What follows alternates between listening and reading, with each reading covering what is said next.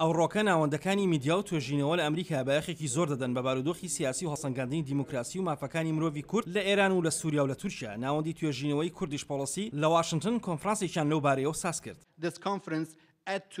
ئەم کۆنفرانسە سەنگ دەخاتە سەر ڕۆژهەڵاتی ناوەڕاست و پێکهاتەی سیاسی و چۆن پەرێ پێ بدرێت بۆ دۆزینەوەی ڕێگەچارە بۆ بەرەنگاربوونەوەی ئەو کێشە ناوچەی و جیهانیە کە بۆتە هۆی کەمکردنەوەی ئاشتەوایی و سەقامگیری لە ڕۆژهەڵاتی ناوەڕاستدا. هاوسەرۆکی کۆنگرەی نەتەوەی کورد ڕێوەڕەشی سەنگ دەخاتە سەر کۆمەڵێک لایەنی هەستیاری ژیانی هاوڵاتی کورد لە ئێران. سەبارەت بە بەڕودۆخی ئابووری بێکاری و هەژاری لە کاتێکدا هەژاری لە بەرزترین ئاستی خۆیدایە ئەو هەژاریە دروستکراوە. خەڵکانی کوردستان بە تاواتی بێبەشکراون لە هەر بریارێکی سیاسی. مەبەستەکەش ئەوەیە کوردستان بگەڕێتەوە بوو دواوە و تا دەکرێت ڕێ لە گەشەی بگردێت.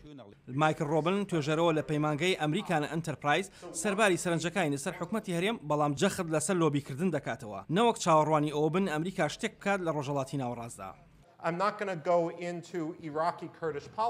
من نامەیە بچمە سەر سیاسەتی کوردەکانی عێراق، بەڵام یەکێک لە گەورەترین ناتێگەیشتنەکان لە واشنگتن دیسی ئەوەیە کە دەبێ واشنگتن ڕۆڵی هەبێت لە ناوچەکەدا. ئێمە دەتوانین بڕواین نە ڕیفراندۆم ئەو ڕیفراندۆمەی کە خراوەتە بەردەم حکومەتی عێراقی. ئەگەر لە ڕاستیدا ئەمە ڕووی نەدا دەتوانین ئەمە هەڵگرین بۆ کاتێکی دیکە، بەڵام ئەگەر ڕوویدا ئەو بابەتێکە دەبێت لە کۆنگرێس لۆبی بۆ بکرێت. هاوکات ئێرانیش هەم بەشێکە لە هاوکێشەکە هەم دەوڵەتێکە مامەڵەکردن لەگەڵیدا ئاسانیە. شرۆڤەکار ئەردەشێر ڕەشیدی باس لە سەختی ئەم پرسە دەکات. ئێران کەیسێکی ئالۆزە بەڕای من کەیسێکی فرەجونگەیە وەک جۆرێک لە ئیسلامی وەک سعودیە و چەکوشی ئامادەی ئەمریکا بەکاربهێنرێت بۆ بەرەنگاربوونەوەی ئەم گرفتە کە چارەسەرە پێشنیارکراوەکانن کە بەڕای من هەڵەیە لەبەرەوەی لە ئێران ناتوانرێت گروپێک لە خەڵک بدۆزرێتەوە کە توندوتیژی بەرپا بکات وەگەوەی لە ڕۆژهەڵاتی ناوەڕاستدا دەگوزارێت وەگەوەی لە لیبیا و سووریا دەگوزارێت بۆ ئەوەی شەڕبکەن دژی سیاسەتەکانی ئێران و هیواخوازم کە ڕێ لەمە بژیرێت.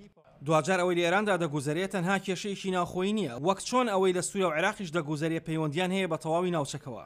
ئاسۆ جەبار دەنگی ئەمریکا.